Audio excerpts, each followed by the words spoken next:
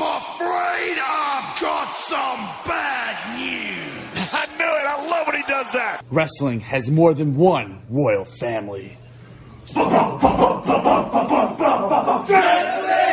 in my soul, something, Cody Rhodes.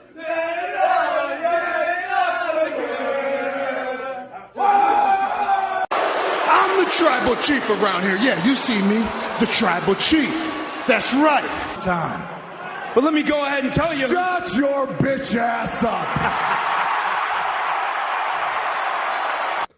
Hello, everybody. Welcome to episode 455 of the Hoots Podcast here on this Friday, March 7th, 2025. So yours truly, the nefarious brother Adam, a.k.a. Joshie Lopez. Hope each and every single one of you are having a wonderful day.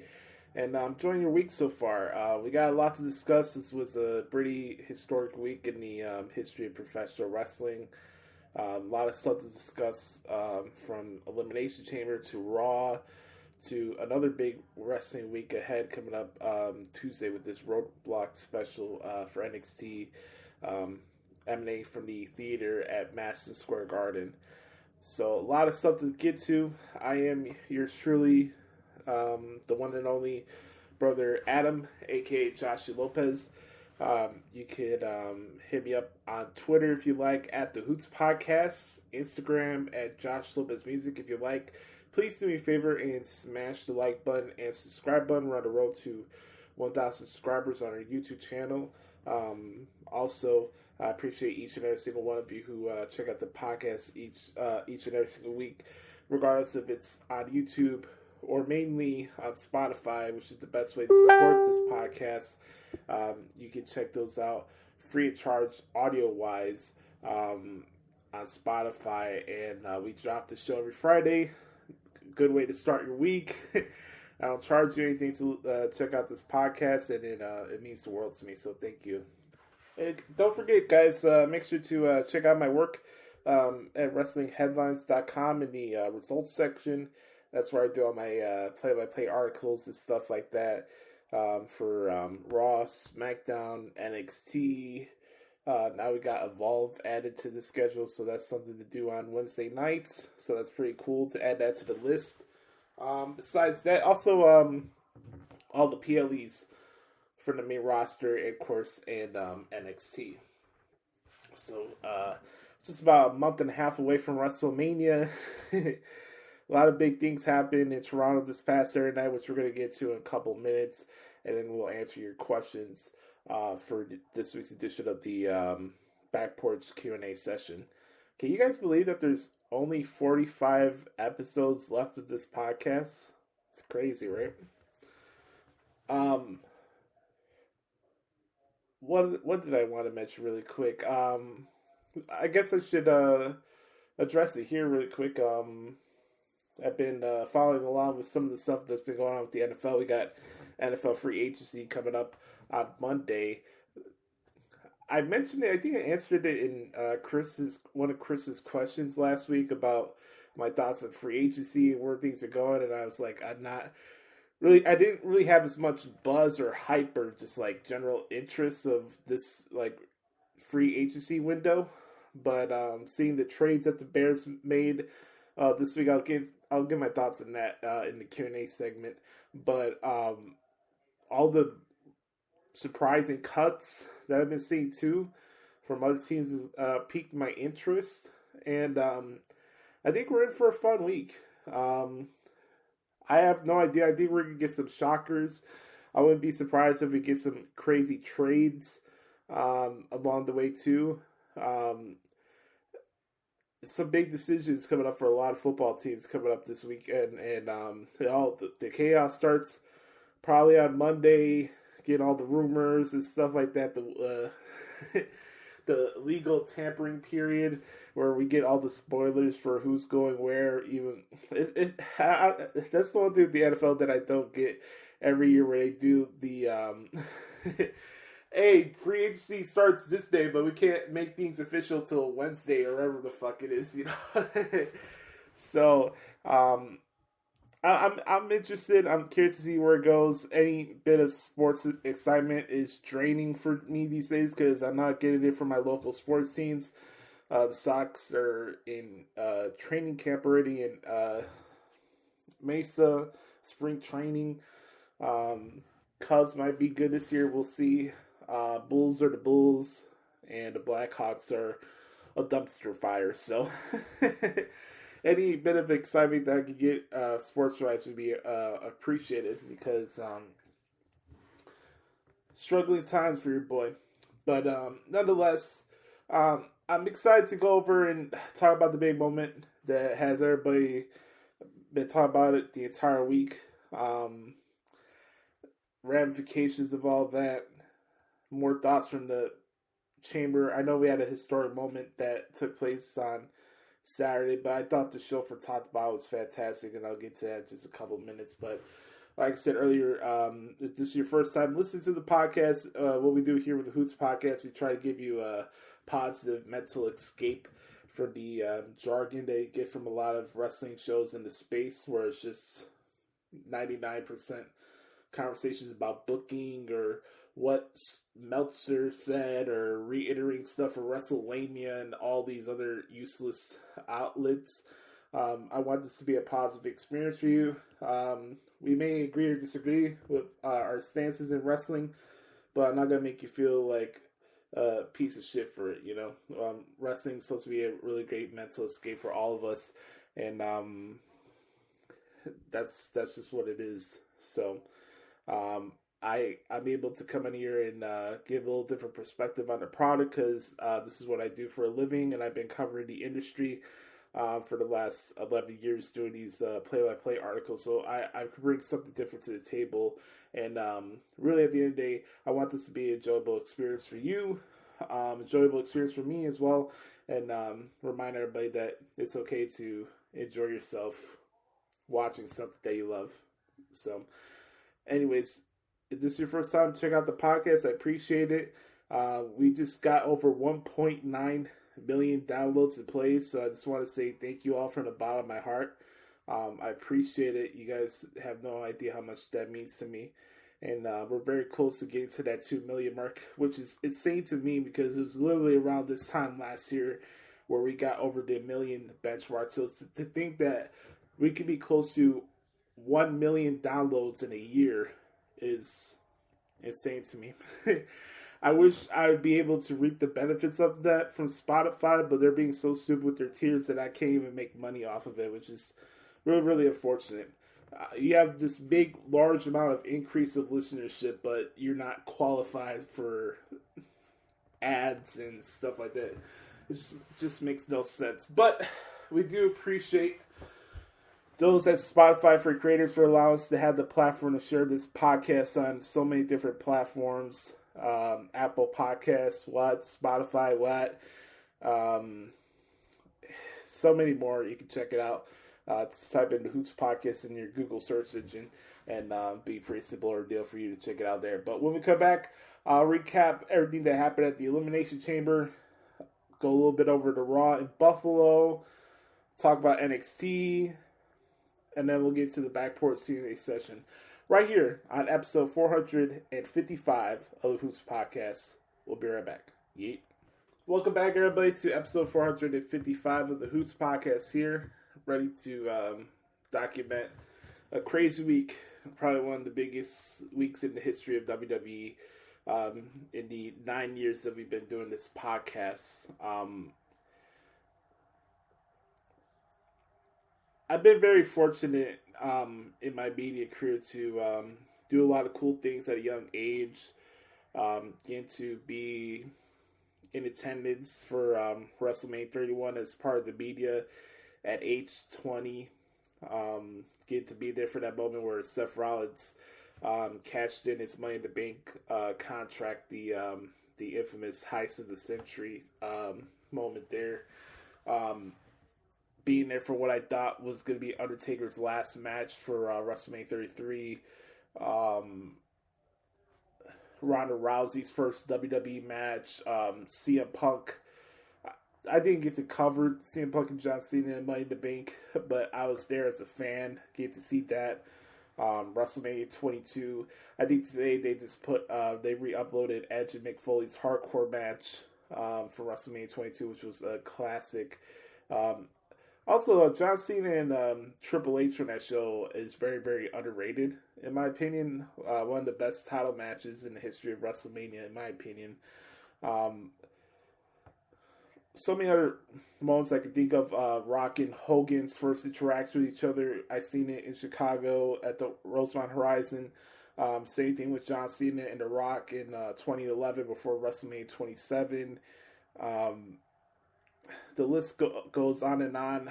I was a little bummed out that I missed out on some other big moments that I could have been there for recently, like Punk's return at Survivor Series War Games, or that crazy segment with The Rock and Cody Rhodes, where they had that brawl in the rain in the parking lot of Rosemont Horizon. And we get that silhouette shot of John Cena in the back. And here we are, about a year later from when that happened. And John Cena has aligned himself with The Rock. The elongated moment of John Cena turning heel is finally here. And a lot of people have a lot of thoughts. I know something special is when I'm transcribing the show live and the fan of me starts reacting, and the fan of me starts coming out with my reactions of watching the show as it happens. And it's very few and hard between, because I'm really, really razor focused on what's going on the screen. What I do with my articles is basically like more or less trying to paint a picture for you with words of what's going on the screen. So I have to make sure that I'm multitasking and I'm keeping my eyes on the prize, and I'm not, like, when I do a transcript, I'm not thinking about booking. That's probably the last thing on my mind. I'm not really thinking about how I feel about the segment. I'm not really some of the stuff that you see on Twitter or you hear on these type of shows about pace of the show, formatting, match order, how long a match is given to a performer, male or female, other stuff, these ancillary complaints that we see from the same usual suspects every single week on social media and stuff like that. That's really like the last stuff that's ever on my mind when I'm transcribing the show. I'm really trying my best to like be in the moment and make sure that I can describe it the best way that I can to you guys. And the fan of me came out in that moment. I've been waiting for this moment for a very long time. I'm not alone with that sentiment. This is obviously something that a lot of people have been waiting for a long time. Is it too late for this moment for John Cena to turn heel? I'm not the one to answer that question for you guys. I think a lot of this stuff is to the behest of the people that are consuming the product, and I let them speak for themselves. But at the end of the day, how it was executed and everything in between is just something that I will never forget. I thought the delivery of everything that went on with the segment with Rock and Cody and John Cena and Travis Scott hit everything that it needed to hit. And it was just very, very special to see what was going down there in Toronto at the Sky Dome, now called the Rogers Center. And John Cena giving Cody a hug after Cody told The Rock to go fuck himself, which was a great line. I thought it was fantastic. Rock is just so diabolical these days where, you know, it's one thing to troll your opponent by making a Mama Rhodes weight belt. Now this year we have Cody Soul with Dusty's passing date on the weight belt. And The Rock's strange ass wants Cody Soul and all this stuff. And Cody taking a page out of The Rock from last year, basically telling him to go fuck himself, because The Rock was like, hey, fuck your story, Cody, So all that was cool. John Cena comes in for the hug. Great camera shots to capture that moment. The Rock doing the throat slash. Cena doing the low blow. I'm seeing the reactions from the kids. Seeing the compilations of the streamers reacting to the moment. This is something monumental. It really was. I know Triple H said something about the Chamber going to be one of those history-making, landscape-changing moments in time. And it really was. I don't think people realize that WrestleMania is not till April 19th. So we got a month and 12 days as I'm recording this. And it's literally almost a month and a half. So, we have a lot of time to get to WrestleMania. I think we have 7 or 8 weeks beforehand. But we have all these big shows coming up in Europe. I have no idea where this is going, and I'm being 100% honest and transparent with that. I have no idea where this is going with John Cena and Cody and The Rock. I'm not going to come here and tell you that I have the entire match layout for WrestleMania 41 and how that's going to look like with Cody and John Cena for the Undisputed Championship. I'm not there yet. We don't know what John Cena's going to say. We don't know what his rationale is going to be. We can make a guess out of it. But what I'm taking away from what I saw on Saturday night is that I just want to be in the moment and appreciate having a shocking moment like that in real time and appreciating for what it is, Yes, we could do the hindsight 2020 game. Oh, why wait for John Cena's retirement tour for him to turn heel and all these ancillary questions that really don't matter at the end of the day. You can look at the social media views. You can look at the business that's been made just out of that moment alone. The fact that it's been being talked about on so many different platforms, on mainstream media, television, and digital. This is something that is not going to be forgotten for a very, very long time. And I'm glad to say that I was able to cover that moment and witness it in real time. So that's pretty cool. So that was my thoughts on the John Cena heel turn. As far as the rest of the Chamber was concerned, I thought it was a fantastic show. I think all these people and podcasters are like, oh my God, Triple H is struggling as a booker. Oh, he's being exposed. Oh, Triple H is a fraud. I think those pontifications and soliloquies need to die down a bit. I know that nobody in the wrestling fandom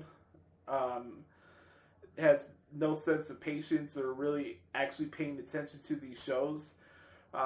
But that's not to say that Triple H is immune from criticism. If you don't like stuff, you don't like stuff. I understand that.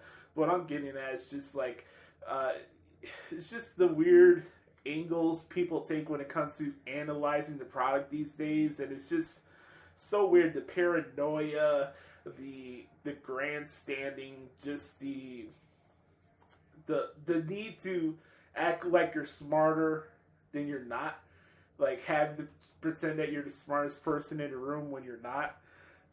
It just comes off really, really bad as I listen and watch these shows, and I see the tweets and the threads and the soliloquies when it comes to people discussing the business each day. And I get more of a chuckle now out of it these days. Back then when I first started doing this podcast and stuff like that, I would rage and fire back, and I'd be super pissed and go on rants on it. I think I've matured over the years, and I'm just really a lot of that stuff is wasted energy now. I'm not going to argue with somebody or try to debunk stupid myths. It's right in front of your eyes what's really happening, and you're sitting here trying to pretend that you're the smartest person in the room when you're not. So I watched the Chamber. Women's Chamber was fantastic. Liv Morgan, if you're not gonna give her flowers, you're just reluctant to give credit where credit's due. She was the female wrestler of the year last year, and she's fantastic in the ring. Yes, I could come on here and spend the entire show bragging about how great her waterfall is. She's sexy in more ways than one, but she's fantastic. I thought she was phenomenal in that match. The Jade Cargill moment with Naomi was fantastic. Seeing Bianca's reaction there was pretty cool. Let's see what Jade Cargill has to say on SmackDown tonight. You know, she's coming back. So that was pretty cool. I thought Alexa Bliss looked good in the match. Bayley and Roxanne Perez seem to be on a collision course sooner or later. Which, you know, these are kind of tied up in the air. Like, I don't know if, like, Bayley and Roxanne Perez and some of them are going to be, like, lumped into together into, like, some ladder match for the Women's Intercontinental Championship or WrestleMania. I think that would be cool, but we'll have to see. I think that ladder match is probably going to be saved for the dudes. But they did a ladder match last year, so why not just do TLC? I don't know. That's another discussion for another time. But I really enjoyed the Women's Chamber match. Bianca Belair won. That bled into Monday Night Raw, where Rhea Ripley and Io Sky fought each other for the Women's World Championship. Rhea started bickering with Bianca Belair, and that ended up costing Rhea, as Io is your new Women's World Champion, which was a fantastic main event on Raw. Really cool moment for the ladies, just all around. I still think that Bianca Belair is behind this whole thing with Jade Cargill. You see the nature of her gear and her outfits these days, and how passive aggressive she is on the in the microphone, and the disingenuous facial reactions and stuff like that. She's turning heel. Like, Stevie Wonder sees this coming. Like, Bianca Belair is behind the tag for Jade Cargill. I think they'll roll out in time, but yeah, it's like crystal clear that Bianca is behind all of this. So I'm curious to see how this goes. You know, Io's the champion. You would think Rhea would want to get a rematch, so maybe that becomes a triple threat. We'll have to see how that goes. I don't know, something in me still feels that we might get a four-way. I just feel like some way, like, Liv Morgan is going to stick her nose in it again and try to get another shot for the Women's World Championship. But that's the thing. We have another 6-7 weeks to figure this out before WrestleMania in Vegas. So, all in all, I'm pretty excited for the women's division. And they announced, they didn't announce it, but there's speculation that there will probably be a new WWE Evolution PLE that's taking place in July this year, which would be pretty cool and well overdue for the ladies. So that was cool. Sami Zayn and Kevin Owens unsanctioned match was insane. It was phenomenal. Given all the moments that we saw in the two chamber matches, which I thought was fantastic as well for the men's, but Sami Zayn and Kevin Owens match was fantastic. I think that's probably my favorite match of the year that I've done so far. That was phenomenal, and thank you again to Sami and Kevin for what they put their bodies through for our entertainment. That match was insane. Kevin was getting ready to put Sami through the exposed concrete floor with a package pile driver. Out comes Randy Orton to make the save, which was a cool moment. So we get that kickstart for the Randy Orton and Kevin Owens feud. Randy was getting this close. He did drop Kevin with an RKO, which was pretty nice. And he was getting ready to send him to Montreal with a punt. And out comes the JAG security guards and everything. And Randy just got this close. I think we'll get that moment at WrestleMania. But Randy Orton and Kevin Owens is a great match for WrestleMania. Kind of a full circle thing with them being friends this time last year, going to last year's WrestleMania, where they had that triple threat match with Logan Paul for the U.S. Championship. Here we are a year later in a grudge feud where Kevin tried to end Randy's career. Randy is going to be a spitball of fire tonight. I'm curious to see what he has to say on SmackDown as well. SmackDown's going to be a must-see show coming out of this Chamber show. We got What's Up with Jay Cargill. Cody's going to get his chance to respond to John Cena and The Rock. Randy's going to be on the show. Michin and Chelsea Green. Street Fight. SmackDown's going to be must-see to see for sure. So, Kevin and Sammy, I love the Extinction match. The men's chamber match was good too. I think we're in a collision course with Drew McIntyre and Damian Priest. I like the little dialogue that they have with each other on the SmackDown before the chamber. So this is brewing. You know, Priest cost not only McIntyre the Rumble, but the Elimination Chamber from behind. So we'll see how that plays out. I think Logan Paul is definitely going to fight AJ Styles at WrestleMania. AJ is planning to call out Logan Paul on Raw this Monday for Madison Square Garden. So that's going to be pretty cool. So looking forward to that. Seth Rollins and CM Punk are due for a steel cage match this Monday. Come out the heels for what probably was CM Punk's best promo segment and brawl since he's come back to the WWE. The way they kicked off Raw on Monday in Buffalo was fantastic. I really, really enjoyed that. That was really, really good with Punk and Seth Rollins. You know, him calling Rock and John Cena bald frauds, I thought was pretty funny. And it was some good shit, man. Punk was in his wheelhouse. I loved it. It was very, very entertaining to transcribe. They got their steel cage match coming up on Monday at MSG, and I think I kind of think the writing's on the wall there for a certain tribal chief to make his return and insert himself in this because he has unfinished business, not only with Seth Rollins and what he did to him at the Royal Rumble, but CM Punk too for costing him the Royal Rumble match as well at the Royal Rumble. So I'm really excited for that. That's going to be a big pop for the crowd at MSG to see Roman Reigns. So WrestleMania season's here, guys. We got a lot of fun things on the horizon. We already know that Gunther is going to be taking on Jey Uso for the World Heavyweight Championship. Jey Uso will be taking on Grayson Waller on Monday. Charlotte Flair and Tiffany Stratton are set for the WWE Women's Championship.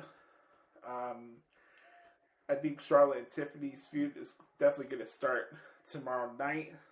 And unless, I don't know how much more you can get out of the Nia Jax thing. I know she's being a pest and she just won't leave Tiffany Stratton alone. And her and Candice LeRae lost to Tiffany and Trish Stratus on the Elimination Chamber. I gotta say, Trish looked really good. You didn't think she had ring rust at all. I thought she did very well. I thought she carried herself very well. Her and Tiffany are a good tag team. You know, I liked what I saw there. So Charlotte and Tiffany for the Women's Championship is going to be a tremendous match at WrestleMania. We already know, obviously, it's Cody Rhodes and John Cena now for the undisputed WWE Championship. And, yeah, we got a lot to look forward to, man. We're just getting started here, so lots of stuff to look forward to on the road to WrestleMania. Before I get to your questions this week, I do want to talk really quick. I did get to cover the debut episode of WWE Evolve on Tubi last night as I'm recording this, and it was a lot of fun. Getting to see Kendall Gray. I haven't seen her in a while on NXT, so it's great to see her and Carly Bright in tag action against Danny Palmer and Kaylee Armstrong. Congrats go out to Peter Rosenberg for being the play-by-play guy. I know this is something that he wanted to do for a long time, so congratulations go out to Rosenberg. Very well-deserved, long overdue opportunity for him. But I like the format. I like the fact that they just upload the episode, kind of like how NXT UK was back in the day on the network. it helps me out a lot from a transcription point of view, because sometimes these streaming platforms are kind of hard to navigate when you're trying to pause or fast forward. Like, I'm 5-10 minutes behind most of the times when I'm covering Raw on Netflix, because I have to pause and rewind and stuff like that. It's a little easier on YouTube TV, unless there's random matches that have picture-in-picture. God knows why. That's another topic for another time. I don't know why we need picture-in-picture for random mid-card matches on SmackDown or NXT. But that's neither here nor there.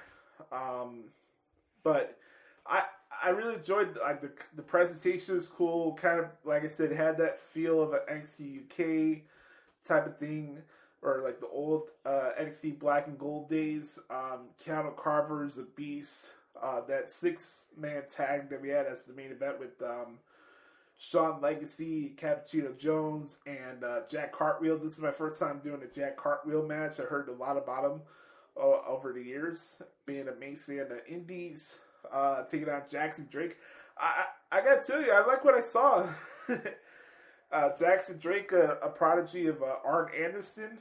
I like what I saw. Him and tag team Swipe Right. It was a pretty good match. If you guys haven't seen it, check it out. 6-man tag from Evolve. I like the presentation. Gay Sapolsky, former and original booker of Ring of Honor, is steering the ship there in Evolve, and they're doing a great job down there in Winter Park, Florida. So, some pretty cool stuff there, to say the least. So, before we get to the questions, I just want to run down the card really quick for NXT Roadblock, taking place at the theater at Madison Square Garden. Here's the match that we have so far. First, Jordynne Grace against Roxanne Perez. We have Javon Evans taking on Ethan Page in a New York City street fight. I don't know how long this show is going to be, but they're going to find a way to squeeze 5 matches in. Julia against Stephanie Vancouver. This could be a winner-takes-all match for both the NXT Women's and NXT Women's North American Championship. We have the Hardy Boys taking on Nathan Frazier and Axiom for the TNA World Tag Team Championships. And the main event will feature Obafemi and Moose for the NXT Championship. I'm really excited for this show. It's going to be fucking awesome. There's not a bad match on this card. I see Jordynne Grace beating Roxanne Perez. This is Roxanne's swan song from NXT, so good to set her out that way. Javon Evans will end his feud with Ethan Page. He gets the victory there. I'm going with Stephanie Vancouver to defeat Julia. That's my pick there. I got the Hardy Boys beating Frazier and Axiom, and now lead into a rematch at Stand and Deliver. And then the main event, I'm going with Obafemi to retain over Moose. But that's going to be a hoss fight, and I'm looking forward to it. This Roadblock special for NXT is can't miss. I'm looking forward to it. Hopefully we don't have no other stupid State of the Union nonsense from our airhead president, because I don't want to have to sit through finding streams online to cover NXT like I had to do this week. That was ridiculous. Oh, if you're in the Chicago, New York market, you can't watch NXT because we have to air the president's State of the Dress, even though that's being aired on 12 different networks at the same time. Anyways, NXT Roadblock on the CW coming up on Tuesday. Theater, Madison Square Garden. It's going to be pretty dope. And on that note, that is what happened this week in WWE. When we come back, we'll answer your questions in this week's edition of the Back Porch Q&A session right here on episode 455 of the Hoots Podcast. We'll be right back. Yeet. All right, guys. What we're starting to do here on the podcast at Hoots, it's time to talk about your questions. It's time, once again, ladies and gentlemen, to do the Back Porch Q&A session right here on the Hoots Podcast, or the podcast at Hoots. Let's do it, ladies and gentlemen. Throw up the X for the good brother Chris Zaletta at X Teams Zaletta24X on the Twitter machine. Let's see what Chris has for us this week for the podcast at Hoots. He says, what up, Boots? Here's some questions for the Q&A this week. Favorite match for the Elimination Chamber? My favorite match was the unsanctioned match with Kevin Owens and Sami Zayn. That's my answer. Close second would be the men's Elimination Chamber. What would you like to see in this Cena heel run? Gosh. I don't know. I had to take a pass at this question because, like I said earlier, I really want to like just be in the moment and watch it happen. I don't want to fantasy book it where it's like it doesn't go to the way I thought it would go, and then it sours my view on it as a whole. You know what I mean? I don't want to do that. I think it's more important to see what happens in this heel run and see how it progresses. Dr. the Bears and addressing the O-line with some of the trades. I love it. It's long overdue. Getting Joe Tooney and Jonah Jackson for relatively non-consequential draft picks. It's a good way to start the offseason. There's still a lot of stuff that needs to be filled out throughout the roster for free agency, so I'm really excited to see what they do coming up on Monday. And they got a lot of work to do. What match will stand out at AEW Revolution? Good question. Probably none. I'm kidding. AEW Revolution's coming up on Sunday. It's in the Crypto.com Arena in LA. So here's the matches. They have a trios match with Big Boom AJ and the Conglomeration against Johnny TV and MXM Collection. This is on the pre-show. Will Ospreay, Kyle Fletcher, Steel Cage, Okada, and Brody King for the Continental Championship. To answer your question, Chris, I'm going to go with MJF and Hangman Page. I think that's going to be fantastic. The fact that they're doing the Hurt Syndicate against the Outrunners on the pay-per-view is ridiculous. I can't buy into the Outrunners. I just can't do it. Mercedes Moné against Momo Watanabe for the AEW TBS Championship. Man, Mercedes Moné's been a flop at AEW. I'm just going to say it. Swerve Strickland Ricochet #1 contenders match for the World Championship.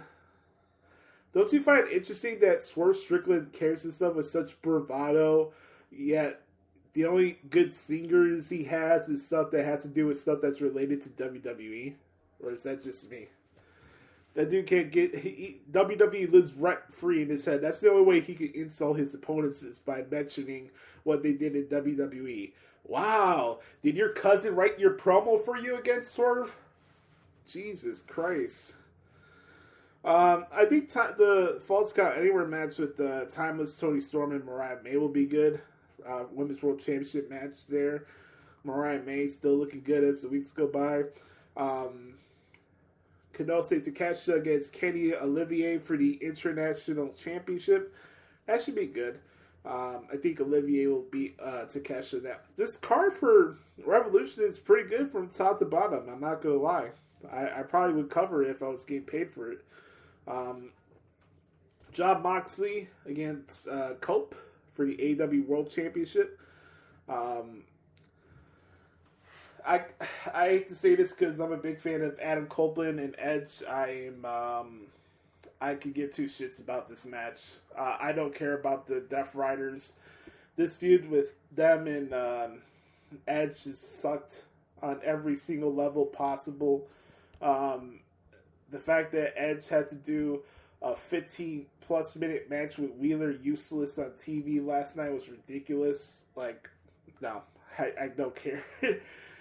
It's so telegraphed in the way that Jon Moxley's going to retain, where Jay White or somebody else is going to cost Cope the match.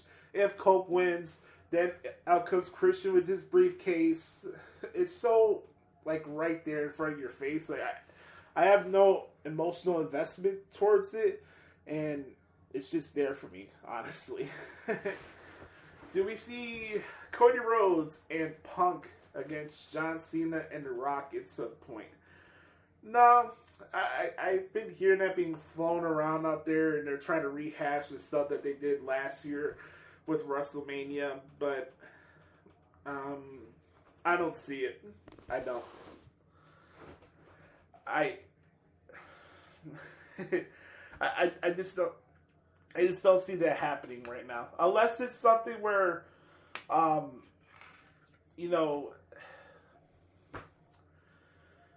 if it's something where Roman and Seth are just fighting each other at WrestleMania, and it's not a triple threat match with the three of them. Okay, maybe you could do that for night one of WrestleMania, but I just don't see it happening. I'm sorry, guys, I don't. Which match are you looking forward to most for Roadblock? I was stuck between Stephanie Vaquer and Julia or the Open Femi and Moose match. But I'm also excited for Jordan Grace and Roxanne Perez. I think that's going to be a good match, too. Is Rhea, Io, Bianca taking place at Mania, or will something else be in the cards for Rhea? No, I think that's going to happen. I think it's going to be either a triple threat or some way, somehow Liv Morgan inserts herself in and it becomes a four-way. That's how I see it going. Thoughts on WWE LFG, and have you watched it yet? Yeah, I have. I don't have A&E on my YouTube TV account, so I've been having to watch the episodes online. But I've enjoyed what I've seen so far. I like the format. The coaches are cool. I think that girl, Danny Sikelski, is going to be a player. Shiloh Hill is impressive. I know Maxine Dupree's boyfriend's in there, but he just comes off as a disingenuous front runner. I've seen guys like that my entire life. Fake charisma, fake wannabe tough guy. I'm not impressed, especially that little promo thing that he was doing with Drake Moreau by bringing up, oh, Roxanne Perez is not going to save you. What, is Maxine Dupree going to save you from Roxanne Perez? I just thought that was a stupid way to go about that promo. Anthony, Luke, whatever you're going to call him, the guy's a front runner. I have no regard for him whatsoever. Last question here. He says, what would you like to see out of WWE Evolve? I like what they started with on Wednesday night. I enjoyed covering the show. I liked the format. I think Rosenberg and Robert Stone did a good job on commentary. I like the little vignettes that they shared in between. If there's a way that this Evolve show has the vibe that it was with NXT UK, like that, or 205 Live or something like that, like that type of vibe, or some early stages of NXT Black and Gold. If that's something you can do with the WWE ID program and the independent talent on there, I'm all for it. I want it to succeed, and I'm excited to add this to the list of the gazillion shows that I've been covering over the years. I'm excited, and I just want to watch it progress as the weeks go by. So, anyways, that's my thoughts on that. On that note, we're going to put a ribbon in a bow for this week's edition of the Hoots Podcast. I want to thank Chris for the questions as always. Make sure to follow me on Twitter at XTeamsTheLetta24X on the Twitter machine. We appreciate the support, brother, each and every single week. And don't forget, guys, you can follow me on Twitter if you like at the Hoots Podcast, Instagram at Joshie Lopez Music.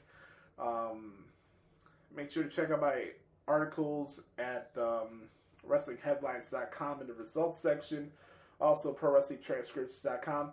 This podcast comes to you free of charge anywhere you get your podcast from. Remember, folks, be the authentic product that is yourself. And remember, nobody dictates the pace of your life but yourself and the man upstairs. I'm Joshie. This has been episode 455 of the Hoots Podcast. As the road to episode 500 continues. Have a wonderful weekend, everybody. Enjoy NFL free agency. And go Bears! We'll talk to y'all next week. Yeet! Bye-bye, bitch.